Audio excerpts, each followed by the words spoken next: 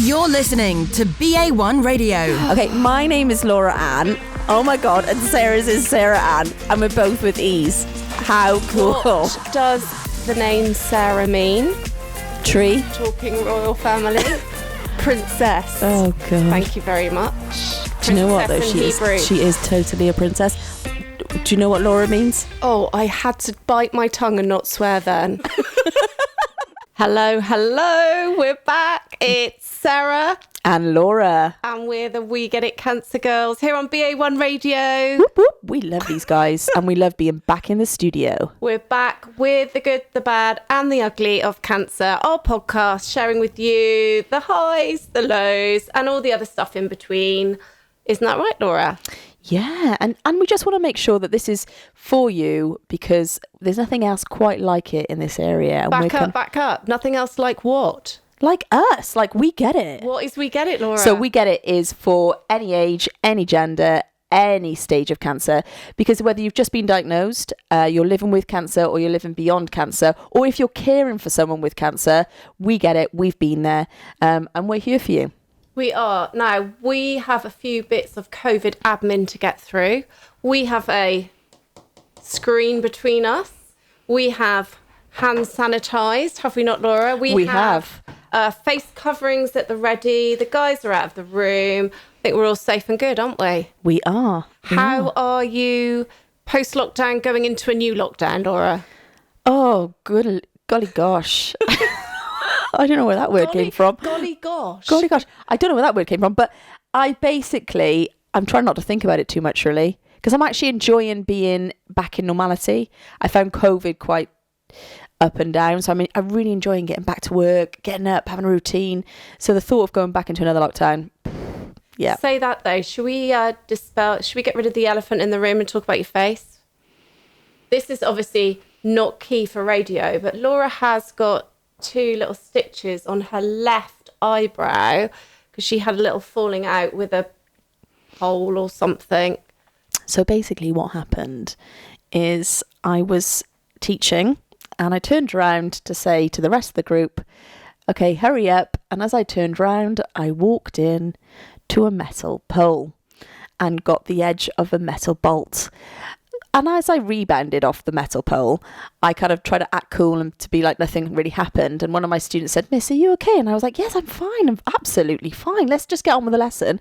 And she went, Miss, you've got blood dripping down your face. And I was like, oh, at that point, I realised that I had a massive gap in the top of my eyebrow. So yes, I do have 2 stitches. It's not looking very pretty. I do have a black eye, but you know, things happen. People walk into poles. Like I'm sure other people do it. It's just not me. Been through worse. When I was little, I had like a lumpy forehead. I used to walk into things and hit my head so much.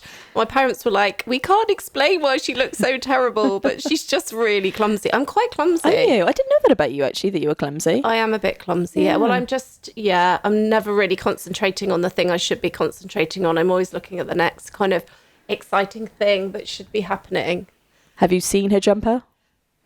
So... we're going to talk about your jumper? No, we're not going to talk about the jumper. I was just going to outline the show. Oh, yes, please. What we do. It's called The Good, the Bad and the Ugly. We talk about the good, the bad, the ugly being the funny, the quirky, the things that you might not know about, but we want to share with you on our cancer journeys. Should we do a little recap on our cancer stories? Do you think that would be useful? Yeah, let's do it. Go. I was... obviously fit and healthy, living my life, but then suddenly things got a little bit slower and I couldn't really breathe and my heart rate was 120 beats per minute and got misdiagnosed for about 6 months. When I got diagnosed, I had pneumonia, a collapsed lung, and they diagnosed me with non-Hodgkin's lymphoma, stage 3. So I had tumours in my spleen, stomach, pelvis, neck and lung. And needed 6 rounds of chemotherapy in the next 5 days or I would die. So that was pretty heavy stuff. Yeah, mine's not quite as dramatic as that, really, except I nearly had a leg amputation. I think it is, which is fairly dramatic. So I had a sarcoma, which is a rare bone and soft tissue cancer. Actually, we were ill at the same time, and I had a different type of treatment. So I had radiotherapy. This is 2016 for the whole of August, which was an amazing summer. And in September of that year, I had really, really difficult surgery in which they didn't know if they could save my leg, which they have done. And I've got some rather splendid scars to prove it. But there you go. That's just to give you a little background. If you're joining us for the first time, this is podcast number 4. But we will say as well, if you do ever want to share your cancer stories, go to our website, because we have a community of cancer stories and we're always looking for new ones. So if you would like to tell us about your experiences, I truly believe that if you tell one story and if you help one person, that's just a really important thing to do. Okay, so are we going to take a break before we go to Let's take a break. Should we take a break? Let's take a Kit Kat. Luke loves it. Our podcast production team love it, the Lukes, when we say things like, let's take a break. But let's take a break and we'll see you soon. We'll see you in a bit. BA1 Radio, made by Bath for Bath. This is BA1 Radio. Hello, this is Sarah. Hi, this is Laura. Welcome to the Sarah and Laura show. You mean the Laura and Sarah show. Please don't say anything after that. Tough. Right. So the good, the bad and the ugly. The good, we were thinking about the things we've been told we should do. Whether we've done them or not is another matter. Laura? Yeah, I love it when people give me advice. Like, I will literally listen to anything you tell me, you know, especially when you've been diagnosed with cancer. You're kind of like, oh, right, yeah, I've got to do that. Right, yeah, okay, I'll do that. Yeah, you want me to do that? Yeah, okay, I'll do that. So I literally would interesting and everything. But I'm going to talk about juicing. She's so interesting. Because I am excited about juicing. Because people will tell you should juice, right? You should green juice. Yeah. You should red juice. You should juice anything. Any vegetable, any fruit. Just chuck it in there. Juice it up. Drink the juice. And I did. And if I think back to what juice I drank, it was pretty disgusting, really. Like, I used to have, like, beetroot juice, turmeric shots, like, you know, things like broccoli and celery and cucumber. Actually, thinking about it now, it was quite nice. I might bring the juicing back. But the machine that you put it in, you juice it in, and then the bits fly out, and then the other bits fly this way. So the juice flies this way, and the other bits chuck that way. Now, I never liked to clean the machine, and because I was so ill, my partner and my family felt so bad for me that they used to clean the machine for me, but they had to get, like, a toothbrush and, like, clean it really thoroughly. So I always used to get out of not cleaning the juice machine. It was great. Nice. No, I'm down with that idea. I mean, you said if people give you advice, you love it. I don't. Don't give me any advice, because I'm not listening to any of it ever. Don't tell me to do something, because I probably will do the opposite. I'm terrible. So hence why my kind of like can is the what people told me I should do, and actually I chose to do the opposite, and I would kick back and I would reel massively from the whole kind of stay positive, stay in a good mind frame, and I found that really, really difficult to deal with. And actually, I'm going to share something with Laura that she doesn't know. In that, in the last week, my dad has had a cancer diagnosis. Oh, I'm sorry, sir. And he's got lung cancer. And actually, being on the other side and talking to somebody who's got a fresh diagnosis has given me. And I wasn't saving this for the radio show. I just haven't got around to saying it. But it seems poignant in that it's very difficult, I think, handing on advice to somebody. And what a wonderful place for me to be in, having had that experience and seeing someone I love really struggling, but having that, having that experience on my side. So, yeah, I'm a bit kind of like... So what would you say to your dad then, sir? I've just been really practical with him. I haven't handed out any advice. I don't want your advice. I don't think it's very useful, certainly not for me. And I think asking people to stay positive, I struggle with that, is a really hard one. Or be strong. And I always used to think, we've talked about this. Do you not think we're trying to be positive and we're trying to be strong? Like, we are trying our best to survive and live. So I think I try not to use those words at all. But to remain positive is key, I would say. Do you think? Oh, I don't know. I think it's really tough. And I think my experience of my mental health is that you need to bounce in order to come back up, which means you have to have the crying days and the bad days. Yep. And that re-energizes your push to feel good again. And without that, so I think feeling rubbish, I nearly swore. Yeah. Feeling rubbish is positive in the long term. I think I've kind of fudged the whole the good, the bad, the ugly thing. But isn't that the whole point of cancer? It does have the good bits, the bad bits, the ugly bits. Yeah, but it does have it all, you know. And you've got to. That's the great thing about what we do and what our experiences. They're totally different, and we're going to have different opinions on things. And the way we handle things, we're always different. So that for me is the good, is having the confidence to say no. I don't want your advice. I don't need it. Take it away from me, because I am basically Sarah Baker rule breaker. I'm not gonna behave. But that's great though that we've got two different mindsets, and that's why it works. Otherwise, if we both thought the same, it wouldn't. Yeah, I think so. But that's a weird one, isn't it? Because we're saying we get it, and actually your experience is completely different to mine. I think that the commonality is just accepting that we're all on a different plane and that journey. But then we do have things that do connect us, like hair dye. Oh my gosh. I was going to actually say exercise. I was going to say training. That was part of my advice from my dad, was just to stay active, I think. But yeah, that's a really sad bit of news. It's not part of my good, but good that I've got the experience to help him. I think we should take a mini break. We'll come back with some more wanging on about cancer stuff after this. Broadcasting online at BA1Radio.org. This is BA1 Radio. Okay, we're back. We are back. Laura's tried to give me a virtual hug because she feels bad that I haven't told her. But you know, that's just... She told me no. I was actually gonna break into a rap then, sir. That would really help. Shall I give you a rap to make you feel better? Here we go. You ready? Here we go. Her name was Sarah, rock the boat. She's feeling fine, rock the boat. She'll be your friend, rock the boat. She'll blow your mind, rock the boat. Sing it, bang, bang, choo-choo train. Wind me up and I'll do my thing. No Reese's Pieces, no Buttercups. Let me try to pump you up. I know karate, I know kung fu. I'll be your friend, I'll show you too. Rock the boat, rock, rock the ooh, rock the boat, rock, rock the... Help! I was right back in the 90s then. I know. Some terrible disco. Yeah. Amazing. That was for you, Sarah, to make you smile. What skills we have in our We Get It community. That's actually won me a game show, but that is actually going to be another story for another time. You've been threatening to sing that for years. For years. Ethan. Years. Thank you. That was special. I know. So...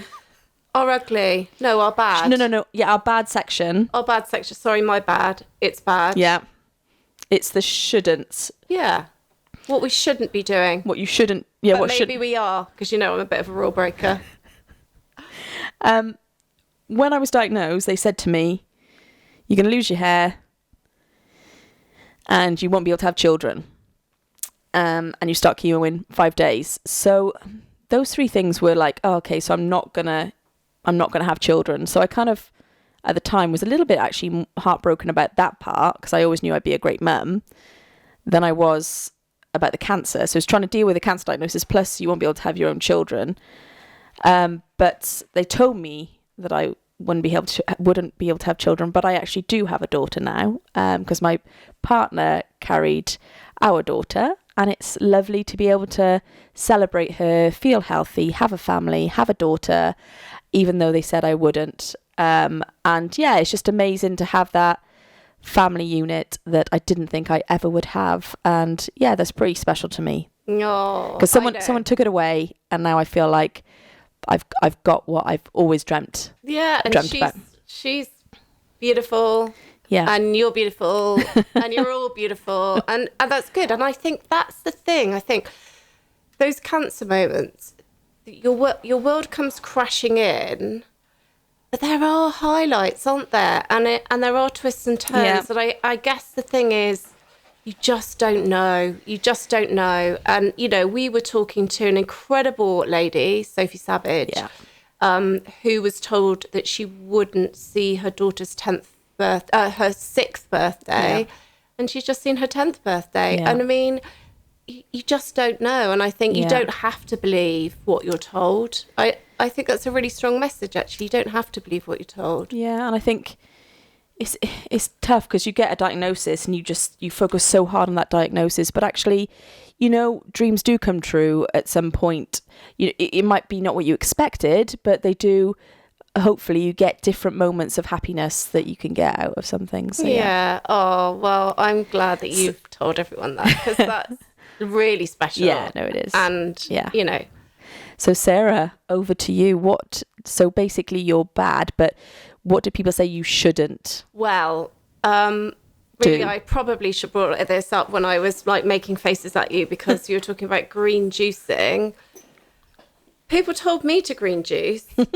But I was firmly in the, I want to kind of, so I turned 50 last year and my weight is piled on. It's piled in the lockdown like it has for a lot of people.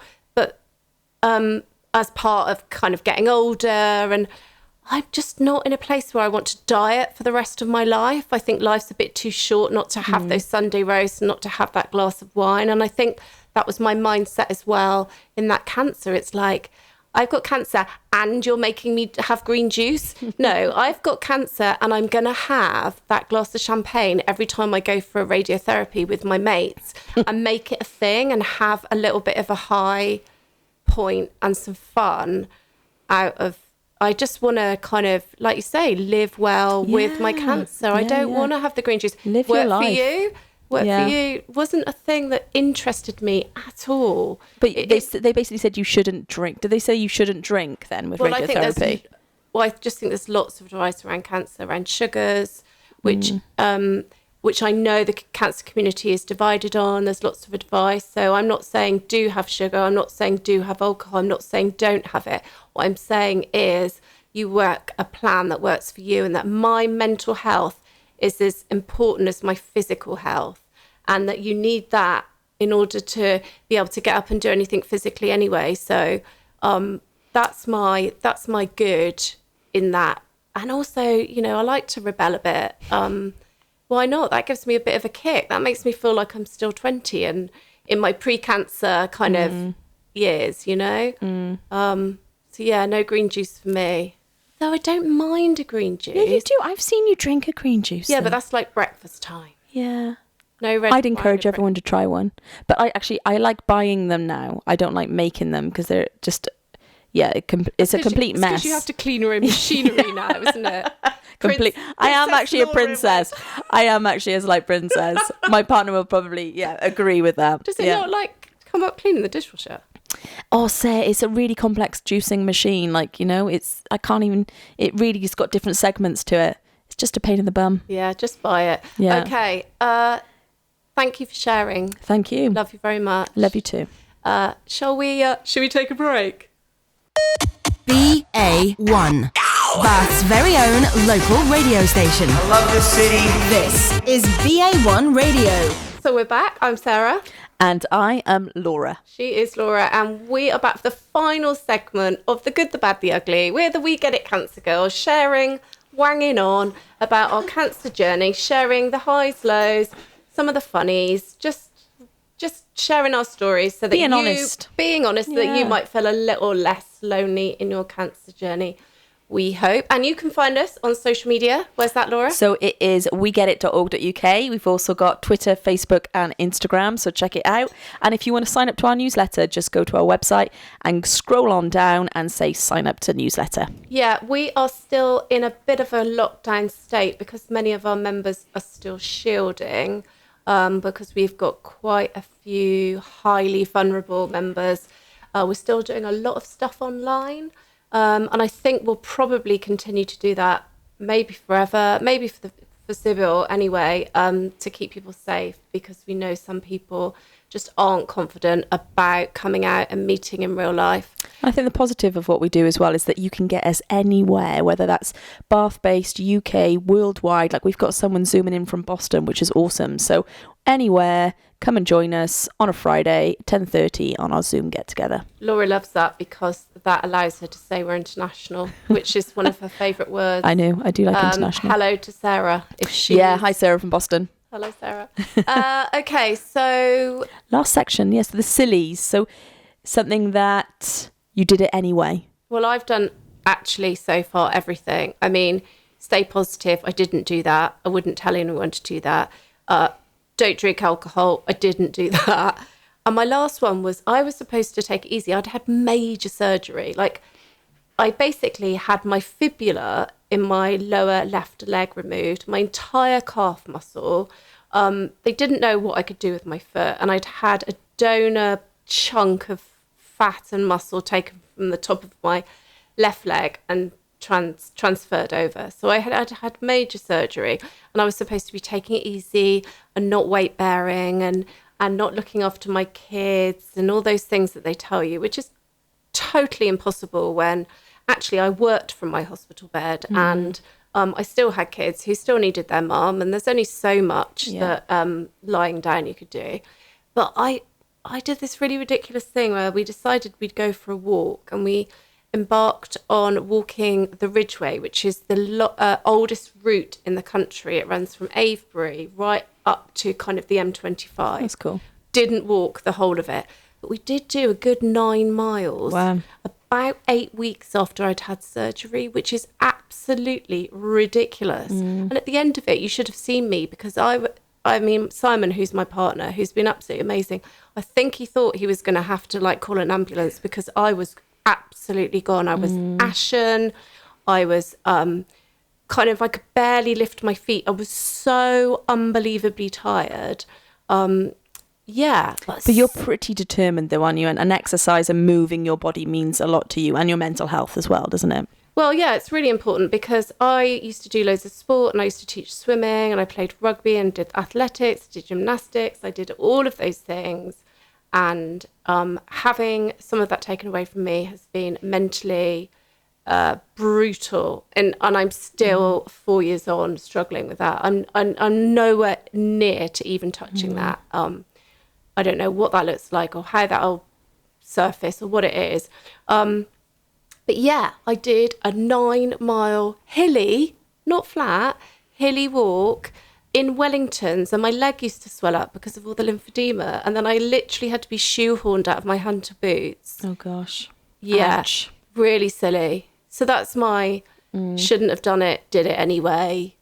If I could swear, I would say type of kind of attitude to, you said I couldn't, I'm just going to prove you wrong. And that to me has been really motivating, even though I nearly killed myself.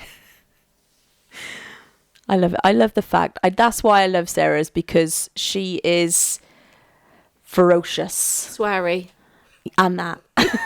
In life, though, you know? She's a girl that gets what she wants, and I like that. Where's my diamond ring, Simon?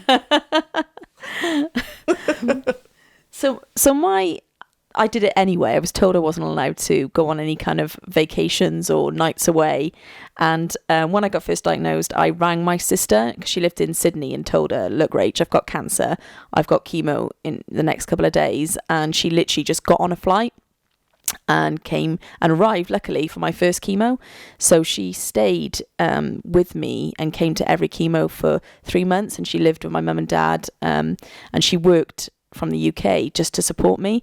So as a little treat, I booked for us to go to this really holistic Ayurvedic retreat. Sounds horrific. I know, but bear with me on this, right? Bear with me, right? And it literally was no sugar, right? Oh. No alcohol. Oh. It was. Did you have to stay positive? No, yeah, and it was like yoga, but it was, honestly, Sarah, it was a beautiful setting, right? It was just, and actually the food was amazing, like what they could make that tasted like sugar that wasn't really sugar, you know, kind of thing. But me and my sister took a bottle of wine, right? I knew. Packet of crisps and a bar of chocolate, Come right? on. So we left it in the car. Right, and I was thinking, gosh, I'm doing so good on this Ayurvedic diet, you know, I'm really getting into it. And I was like, where's my sister? I was like, where's Rach? And like, she was like, I've got a banging headache. I was like, are you all right? She's like, I think I'm getting withdrawal symptoms from coffee, because she drinks so much coffee. Like, she drinks like pints of coffee, right? And not that she's a sugar fan, but she drinks like, so anyway, she disappeared for like a good afternoon or whatever. Come back. I was like, are you all right? She goes, yeah, I had to go to the car and eat the crisps and the chocolate, and she brought back the wine. Like, but it was just, I think I like your sister more than I like you. Oh, you would. No, you really would. But it was funny because we were trying to be so good, and then it was just a really funny time. I love that. Never take me on that retreat. Though. It sounds absolutely but rubbish. It was beautiful. It was a beautiful setting, and it was just like a me and sister, like a sister kind of trip, But we were told not to do it, but we did it anyway. So oh, absolutely brilliant. Yeah, I love that. Yeah, and I love my sister. Thanks for coming over, Rach. I appreciate that. Did you not have any of the wine of Chris? Do you know what? She ate it all. Like, she did leave me some of the wine, but she ate, and I love chocolate and crisps. But she's not like that. But she's not like that. She's really quite strict with the diet. So it's really funny that she, like, that would have been me doing that, but she did it. So yeah, it was funny. Oh, I just had a self-check then, and I was thinking about all the things that we talked about that we wanted to include in the show. And we've had quite a giggle tonight, although we've shared some deeply personal stuff, and that's felt right to do that. But although we've had a giggle, I thought it was probably worth mentioning how absolutely savagely angry we are about what is happening in our cancer community as a result of the pandemic and the measures that have been taken to support and save the NHS, which of course both of us are hugely grateful for, and we don't have a bad word to say about them. But as a result of COVID, people are suffering, or people will suffer as a result of COVID because they haven't stepped forward. And we brought it up in our last podcast. Yeah. And I don't think we've even touched the surface of it yet, no. have we? And I think what we're trying to say is that cancer rates are going up because people aren't going to the GP. They're getting signs and symptoms and they're not going. I think what Sarah and I both want to say, if there is anything that you were thinking, something doesn't feel right, please get to the GP. Ring the consultant, go to the NHS, go to your local doctor, get it checked out, please, guys. There's a new campaign called Don't Worry and Wait, because they're really encouraging people. If you've got any signs and symptoms, please get them checked out ASAP. Yeah, there's absolutely no doubt in my mind that my dad's wait, sat at home to have a hip operation, has had a profound effect on his health and probably his lung. Profound. Right. Do you think we could dedicate this podcast to somebody? That would be lovely, actually, Sarah. I've just thought of it. Yeah, that would be lovely. You should say. Okay. So we would like to dedicate this podcast to a wonderful, beautiful friend, Amy Buller. And Amy died this week. And we're going to miss her tremendously, but this one is dedicated to you, Amy, and we love you and your Dr. Martens and your My Little Ponies and all the cats that you brought to our meetings. Gonna miss you, buddy. Yeah, thanks for being part of We Get It. Bye, guys. Bye-bye.